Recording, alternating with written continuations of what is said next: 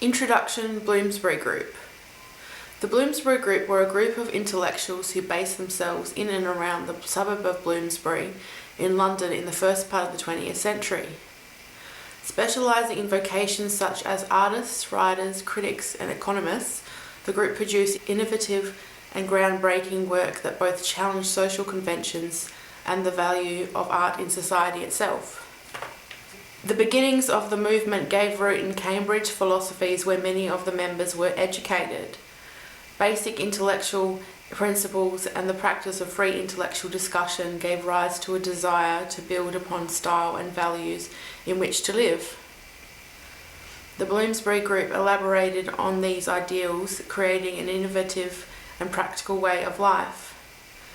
Their breakthroughs were typically focused on personal relations, which were contradictory to the Victorian emphasis on public virtue. In this video, I will address the historical context of the Bloomsbury Group, their beliefs and values and where they stemmed from, their influences and how they work together, their motives and designs and how they came about, how the Bloomsbury Group promoted and sold their cultural wares.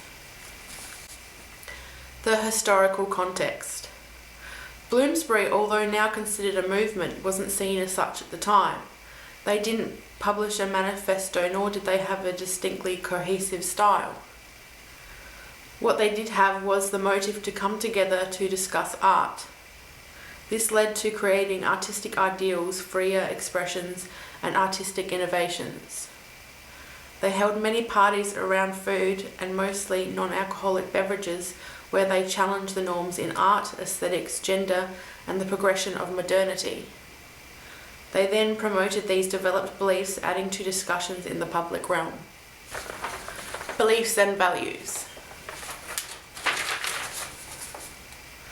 I was drawn to the Bloomsbury Group because they really believed in something I found to be beautiful, gentle and moral, and I liked that their value for everyday life was more important than challenging bigger questions of existence. Following on from Bouillard's notion that art should stem from the fabric of everyday life, Roger Fry, a significant member of the Bloomsbury Group, believed too that art should be connected to history, society and culture. Not only this, but as Christopher Reid put it, the Bloomsbury Group made the condition of domesticity its standard of modernity. With manners and respectability at the core, their art movement was played out. Together they believed that art was essentially the product of joy and worked in contrast to the deadness of machine production. Working with a sense of spirit, they rebelled against the machine and the pretentiousness of expensive finish, aiming to convey their own sensibilities rather than displays of opulence. At the time, their work differed from the mass-produced in that, as they said, modern factory products were made almost entirely for gain. No other joy than that of money making entered their creation. You may admire the skill, but there is no delight in the making process. The diaries and letters of the Bloomsbury Group proved they took caution in not offending each other and that they treated one another with utmost respect. They also took pleasures in questioning and employing psychological theories, analysing one another's behaviours, which was very topical at the time. This made them alert of self-critical and fostered the development of an intellectual group of friends with a strong sensibility. If a group was to form today, how would they hold together and respect one another? Roger Fry, with the support of other Bloomsbury members, instigated the Omega workshops with the belief that young artists should be able to earn a living, not only from the chance sale of their canvases, but by the design and decoration of cultural wares, i.e. jugs, bowls, plates, furniture, soft furnishings, boxes and curtains. All these work in harmony with their paintings. Influences. According to Christopher Reid, the Bloomsbury Art Group combined the rhetoric of the English arts and craft movement with the visual vocabulary of the Parisian avant-garde. Roger Fry sourced and took great enthusiasm for the French post-impressionists by having introduced their work curating exhibitions for the English public. Much innovation was taken from this, and an interest in creating an English version of the movement was envisioned by Fry and other Bloomsbury members. Fry took inspiration particularly from Cézanne's finer, more attentive and colourful brush work, and from Picasso because of his continual experimentation. There is reference to some of the values of the arts and crafts movement, although Fry had no motive to revive craft. The spontaneous freshness of primitive peasant work is evident amongst the Omega decorative themes. Something similar was happening in France earlier in 1912, where artists were combining their painterly skills to cultural wares, and Roger Fry may have led Omega on from this. Design.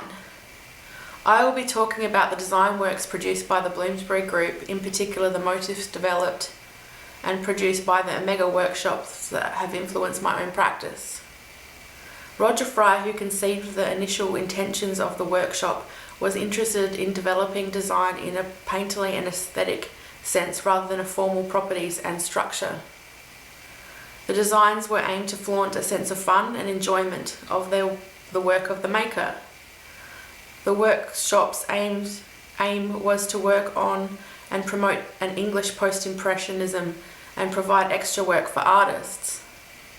Having the sense of fun and improvisation prevented any cohesive style from developing.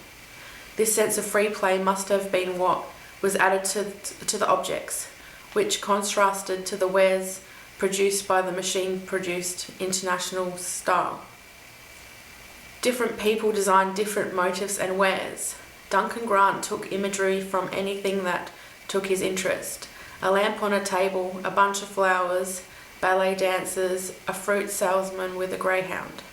Working with what took his eye and from his memory, possibly he was influenced by the stream of consciousness approach which author Virginia Woolf employed at the time. The ceramic decoration by Duncan Grant and Vanessa Bell, who produced the famous Woman Dinner Service, conveys a distinct casualness. It has been described as a crude and careless execution resulting in a bizarre sophistication, a description I find appealing. At the time, the works of the Omega workshop were reviewed as too awful and simply a crime against truth and beauty. In France, the post-impressionists used rhythm, pattern and colour that was conceived with excitement to spill out of the canvas and into the environment. The Bloomsbury Group began by using a palette of vibrant colours in the earlier works, but by the 1920s had settled on a more limited selection of much softer colours like those used in the famous Woman Dinner Service. The Bloomsbury Group quick and enthusiastic applications of paint led to the development of an elaboration of handwriting, building their scribbles up in any amount of configurations on allotted space. This technique did allow the objects to sit well amongst one another, even if they were created by different artists or at different periods of time. They did not aim to be fashionable or convey originality. They didn't care for the finish of their pieces nor to show their virtuoso performance, but their sheer amount of the design work proved that they enjoyed their work. Sale. The Bloomsbury Workshop had a gallery and showroom for visiting patrons and passers-by. Customers were people who had connections to the artists who worked there. Roger Fry, the director of the workshop, had connections to fashionable hostesses in London who bought the wares and who hoped would spread the word. Fry made sure the works were shown in exhibitions and made sales by this means. Conclusion. The Bloomsbury Group fostered a close association between art and commercial design. Like today's artists, as well as making their own products, artists get commissioned by companies to do a series of products with their works and names printed on them. This is a great way for artists to make extra money and spread the word of their work. It also challenges the Bloomsbury theory that commercial products show less soul and passion in their production. It also engages the general public with art, who then may become potential buyers of originals. I believe the engagement of soulful objects does have a positive influence on individuals and society. The Bloomsbury Group came together with similar interests and beliefs and produced some significant and groundbreaking work together. I want to recreate in my own work the warm and exciting feeling that I get by looking at the work of the Bloomsbury ceramic painters. I want to replicate that for my own family and friends. I want what I make to mean something to the people who own my pieces and to be part of their domestic and social life. It is hard for artists to compete with industrialised products and the aggressive marketing. It is important to have a healthy balance between handmade and machine manufactured goods. Do people care about the quality of the products they manufacture and distribute today? It appears that they may, but that's a whole different field to delve into. The Bloomsbury Group was an influential movement and context in which a range of new ideas and artworks came about. It is interesting that through their experimental approaches, a cohesive style never completely materialised, as this was not their aim. Taking influence from the French post-impressionists, as well as that of primitivism and peasant work, is an interesting combination to add to the style. It certainly worked to their advantage. Today, some artists are looking for a new manner. It would be great to be part of a successful contemporary group similar to the Bloomsbury Group, but it isn't imperative for my art practice.